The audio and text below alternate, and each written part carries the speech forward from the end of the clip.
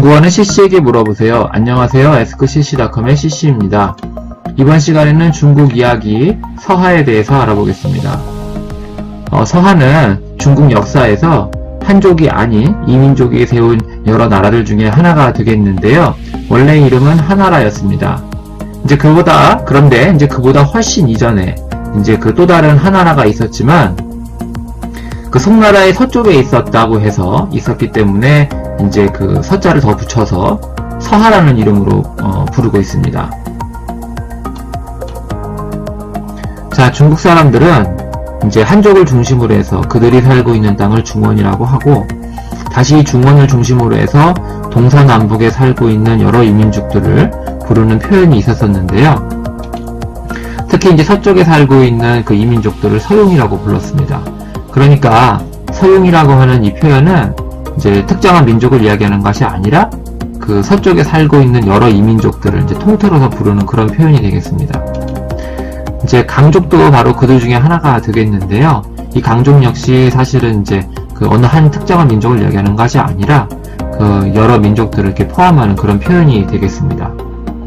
자, 오늘날 그 중국의 소수 민족 중에 강족이 있는데, 이 강족은 바로 그 고대의 그 강족 사람들의 그 일부 사람들의 후손이 되겠습니다. 자, 그래서 그 강족은 여러 민족들을 포함하는 표현이다 이렇게 말씀을 드렸는데, 그 중에 그 일부가 바로 발광과 당향강이 되겠습니다. 그 발광은 그 후에 토번이라고 하는 나라를 세우게 되고요. 그리고 당향강은 그 당향족이라는 표현을 쓰는데 보통은 그 탕고토족이 되겠습니다. 그래서 이 탕고토족이 바로 후에 그 오늘 배우실 서하를 세우게 되죠. 서하는 1038년에서 1227년까지 존재했던 나라가 되겠는데요. 서하가 처음 세워질 무렵에는 그 중원에는 송이라고 하는 나라가 있었고, 그 위에는 북쪽에는 요라고 하는 나라가 있었습니다. 자, 지금 보시는 이거는 오늘날의 그 중국 지도가 되겠는데요. 이 지도 위에 그 아까 말씀드린 세 나라의 그 대략적인 위치를 한번 그 지도상에 표시를 해보도록 하겠습니다. 자, 그래서 가장 위쪽 북쪽에 파란색으로 표시를 한 지역이 바로 그 요 나라의 그 대략적인 위치가 되겠고요. 그 아래쪽 남쪽이 되겠죠. 그 빨간색으로 표시를 한 지역이 바로 그 송나라의 그 대략적인 위치가 되겠습니다. 그리고 그 왼쪽 서쪽이 되겠는데요.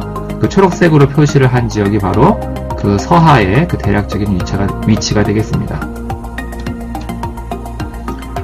자, 지금 이거는 연표가 되겠는데요. 그 당나라가 멸망을 하고요. 907년에 당나라가 멸망을 하고 그 뒤를 이어서 5대 19개의 혼란의 시기가 이어지게 됩니다. 그 혼란의 시기를 그 송나라가 979년에 통일을 하게 되죠.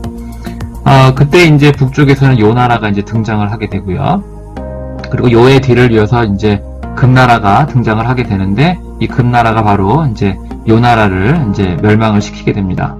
그리고 1038년에 오늘의 그 이야기가 되죠. 그래서 서하가 등장을 하게 되죠. 그리고 1125년에 그 금나라가 요 나라를 멸망시킨 뒤에 1127년 이 정강의 변을 계기로 해서 그 북송이 망하고 남송이 들어서게 되죠. 그러면서 그 서하와 금나라 남송은 각각 몽골과 그 원에게 그 멸망을 하게 됩니다. 자, 지금부터 이어질 이야기는요, 이 그 점선, 그 노란색 점선 안에 이 시대의 이야기가 되겠습니다. 당나라 말기에 그 탁발사공이라고 하는 사람이 있었는데요. 이 탁발사공이 황서의 난을 진압을 하는데 아주 큰 공을 세우게 되죠.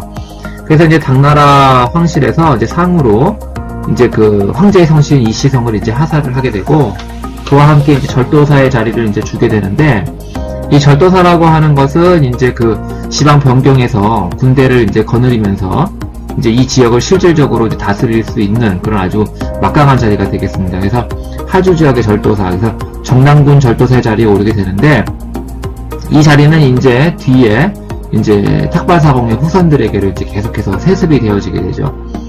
그리고 이제 당나라가 이제 멸망을 하게 되고 5대 19개 혼란의 그 시기를 거쳐서 송나라가 이제 통일을 하게 되죠. 그리고 이제 북쪽에는 요나라가 이제 들어서게 됩니다. 976년에 이제 조광의가 이제 송나라 2대 황제인 태종의 자리에 오르게 되는데요. 이때 이제 그 탁발사공의 후손인 이계공이 이제 송나라의 귀순을 하게 됩니다. 그러면서 이제 이 지역에 대해서 이제 그 실질적 지배권을 이제 잃게 되죠.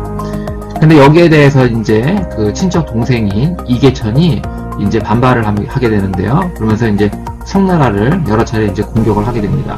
그런데 이제 그 매번 감행된 그 공격에서 매번 다 이제 실패를 하게 되는데요. 그래서 이제 그 요나라의 도움을 이제 요청을 하게 되는데 그 요나라의 이제 지원을 등에 업고서 다시 이제 송나라를 공격을 하게 되죠. 그러면서 이제 그 여러 차례 거짓된 항복을 이제 반복을 하면서 이제 송나라에 대해서 공격을 감행을 하는데 여기에서 이제 조금씩 이제 승리를 얻으면서 이제 이 지역에 대해서 이제 세력을 조금씩 이제 키우게 됩니다. 997년에 이제 조항이 이제 그 송나라 3대 황제인 진종의 자리에 오르게 되는데요. 그 진종 때에 이르러서는 이제 이 지역에 대해서 이계천이 이제 실질적인 이제 지배권을 이제 그 인정을 받게 되지요. 그러던 차에 이제 그 이계천이 토방과의 전쟁에서 이제 그 화살을 맞고 이제 죽게 되는 일이 벌어지게 됩니다. 그리고 이제 이계천의 뒤를 이어서 이제 아들인 이덕명이 이제 자리에 오르게 되는데 그 이덕명은 아버지의 유언대로 이제 그 송나라에 이제 귀순을 하게 되는데요. 그러면서 이제 그 송나라와는 이제 평화의 시기를 맞게 되죠. 그러면서 이제 그 송나라로부터 이제 그 서평왕이라고 하는 지위를 이제 받게 됩니다. 뿐만 아니라 그 요나라와도 이제 그 신하를 이제 자청을 하면서 요나라와의 사이에도 이제 평화의 시기를 이제 맞게 되는 것이죠. 자, 그리고 1022년에 이제 그 조정이 총나라 이제 4대 황제인 인종의 자리에 이제 오르게 됩니다. 자, 그러다가 이덕명이 죽고 그의 뒤를 이어서 아들 이원호가 1032년에 그 아버지의 뒤를 이어서 이제 서평왕의 자리에 오르게 되죠. 그런데 이제 이원호는 아버지와는 달리 이제 그 송나라 밑에 있기를 싫어했습니다. 그래서 이름부터 당나라로부터 받았던 이시성이나 아까 말씀은 드리지 못했지만 조나라로부터 받았던 그 조시성을 버리고 대신 이제 그 원래 성씨인 탁발씨로 이름을 바꾸게 되죠. 그리고 이제 서하문자를 제정한다든지 하는 등의 일련의 이제 개혁 조치들을 실행하게 됩니다. 그러다가 이제 1038년에 이제 그 드디어 하나라를 이제 세우게 되는데요. 그러면서 이제 황제의 자리에 오르게 되는데 이른바 이제 하경종이 되겠습니다. 그리고 이제 당연하겠지만 거기에 대해서 이제 송나라 인종이 반발을 하게 되면서 두 나라 사이에 전쟁이 벌어지게 되는데 이른바 송하전쟁이 되겠습니다. 1040년에 제1차 송하전쟁이 벌어지게 되는데요. 총 3차례의 전쟁이 벌어지게 되는데 이 전쟁에서 하나라가 모두 승리를 하게 됩니다. 그럼에도 불구하고 전쟁으로 인해서 송나라와의 교역이 끊기게 된 하나라는 경제적으로 크게 어려움을 겪게 되자 먼저 이제 그 화의를 제의하게 되는데요. 이 화의를 이제 송나라가 받아들이면서 1044년에 드디어 두 나라 사이에서 화의가 이루어지게 되고 전쟁은 끝이 나게 됩니다. 이 화의를 통해서 이제 그 이원호는 스스로 이제 황제의 자리에 내려오게 되고 다시 이제 원래대로 신하의 자리에 이제 남아있게 되는데요. 거기에 대해서 이제 그 송나라는 이제 경제적으로 이제 보상을 하게 되죠.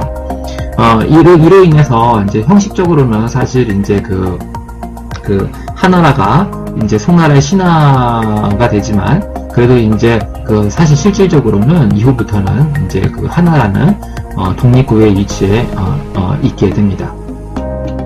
자, 지금 이거는 아까 지금까지 제가 설명드렸던 것을 연표로 만들어 본 것인데요. 아까 이야기를 잘 들으셨다면 이 연표를 보시면 충분히 이해를 하실 수 있으리라 생각이 됩니다. 자, 오늘 준비한 내용 여기까지이고요. 이번 내용이 조금이라도 도움이 되셨다면 구독과 좋아요 부탁드립니다. 댓글은 제가 CC가 운영하는 에스크CC.com에 남겨주시면 제가 시간이 허락하는 대로 답글을 달아드리도록 하겠습니다. 오늘 준비한 내용 여기까지이고요. 끝까지 들어주셔서 감사합니다.